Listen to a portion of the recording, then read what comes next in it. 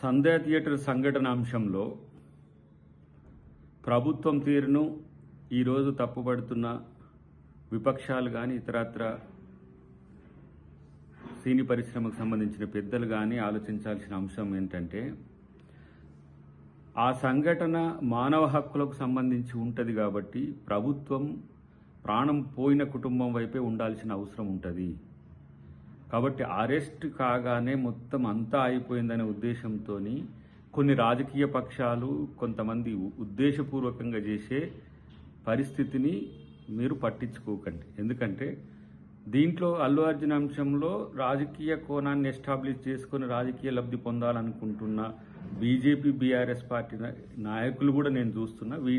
వీళ్ళు క్లారిటీ లేకపోవడం వల్లనే ఈ సమస్య వచ్చింది.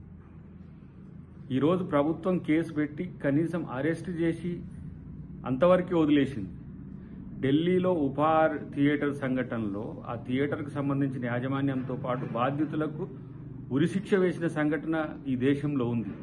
కానీ అరెస్ట్కే అంతలా బాధపడిపోతున్న పరిస్థితిని మీరు గమనించుకోండి. ఇది ప్రభుత్వానికి తప్పనిసరి పరిస్థితుల్లో చేసినది. కాబట్టి మీరు ముఖ్యంగా బీజేపీ బీఆర్ఎస్ నాయకులు మీరు ఎటువైపు తెలుస్తలేదు రాజకీయం కొరకు, అప్పుడు అటు ఇప్పుడు ఇటు అన్నట్టు గోడ మీద పిల్లివాటం ఉంటున్న పరిస్థితి గమనించుకోండి. శ్రీతేజ్ కూడా వైద్యం చేయించుకోవడానికి తక్కువ ఖర్చేం కాదు. నేనంటున్నా మా కోమటిరెడ్డి గారు ఒక డిమాండ్ చేసిండ్రు, లేకపోతే సమాజం నుంచి ఒక డిమాండ్ వస్తుంది. నష్టం ఏం లేదు ఆ ఖర్చు బరాయిస్తే. నేను అనుకుంటున్నా 20-30 కోట్ల పైచిలుకు అవుతుంది. ఒక 100 కోట్లు ఇచ్చినా నష్టం ఏంది? ఆ ప్రాణాన్ని కాపాడుకుంటూ 1000 కోట్లు వచ్చినాయనే ప్రచారం మీకు బయట ఉంది. ఈ ప్రచారం పక్కన పెడితే ముఖ్యంగా సినిమా పరిశ్రమకు సంబంధించిన పెద్దలు కూడా ఆలోచించాల్సింది ఏంటంటే దీన్ని రాజకీయ కోణం తీసుకున్న పార్టీల గాయలో మీరు పడకండి. అటువైపు టీడీపీ మిత్రులు అంటున్నారు, ఇటువైపు బీఆర్ఎస్ మిత్రులు అంటున్నారు, ఇటువైపు బీజేపీ మిత్రులు అంటున్నారు. మేం ప్రభుత్వంగా మనిషి యొక్క ప్రాణం వైపే ఆలోచించాల్సిన బాధ్యత ఉంటుంది. డెఫినెట్గా ఈరోజు రేవంత్ రెడ్డి గారు అసెంబ్లీలో స్పందించిన తీరు దానికి ఒక ప్రత్యక్ష ఉదాహరణ.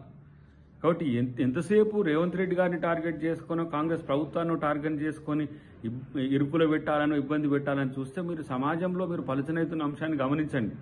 ఇప్పటికైనా నేనేమంటున్నా, బీజేపీ కానీ బీఆర్ఎస్ కానీ ఏదో ఒక కోణం తీసుకొని ఆ కుటుంబానికి మేలు చేసే ప్రయత్నం చేయాలి తప్పితే వాళ్లను మరింత బాధకు గురి చేసే పరిస్థితి తీసుకురావాల్సిన పరిస్థితి మీకు ఉండొద్దనేది నా కోరిక.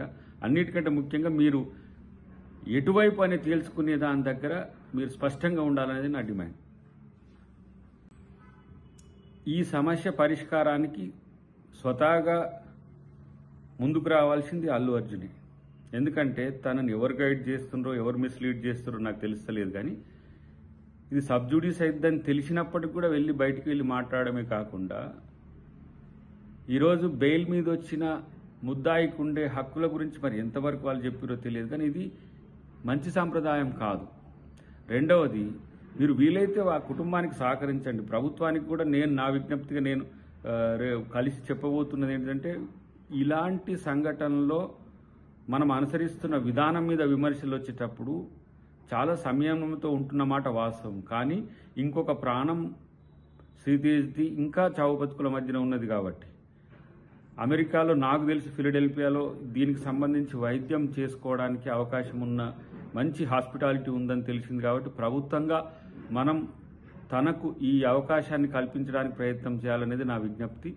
వీలైతే అల్లు అర్జున్ అలాంటి ఆలోచనలు చేయండి. మీరు ఆ కుటుంబానికి సానుభూతిని తెలపండి, ఆ కుటుంబం పట్ల సహకరించే విధంగా ఉండి ప్రభుత్వం తీసుకున్న నిర్ణయాన్ని తప్పుపట్టడానికి రాజకీయ పక్షాల మాదిరిగా మీరు వ్యవహరిస్తే ఏమైందంటే మీ కోణం కూడా మీకున్న కన్సాలిడేషన్ కూడా లేకపోతే మీకున్న కన్సర్న్ కూడా ఎవరో రాజకీయ ప్రయోజనాలకు బలయ్యే అవకాశం ఉంది. కాబట్టి ప్రభుత్వం ఎప్పుడు కూడా హ్యుమానిటేరియన్గానే ఉండాలి, ఉంటుంది. ఈ ప్రభుత్వం ఉండే అవకాశమే మేము ఇప్పుడు చేస్తున్నది.